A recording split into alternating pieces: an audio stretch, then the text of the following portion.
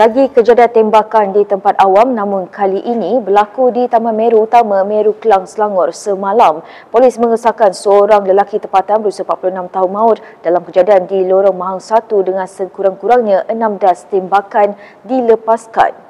Ketua Polis Daerah Kelang Utara, Asisten Komisioner S. Vijayaro berkata pihaknya menerima maklumat awal daripada anggota rondaan bertugas berhubung kejadian itu pada jam 3.37 petang. Katanya kejadian berlaku di hadapan sebuah premis menjual motosikal dan pihaknya menemui mangsa dalam keadaan mengiring serta berlumuran darah di tempat duduk pemandu kenderaan pacuan 4 roda.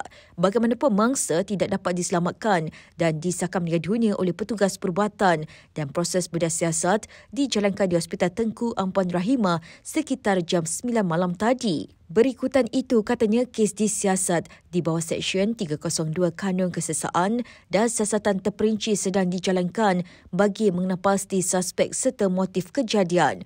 Terdahulu, media melaporkan dalam kejadian itu, tembakan dilepaskan ke arah kenderaan mangsa menembusi cermin hadapan bahagian pemandu. Gambar kejadian yang tular di media sosial menunjukkan kesan tembakan jelas kelihatan pada kenderaan berkenaan.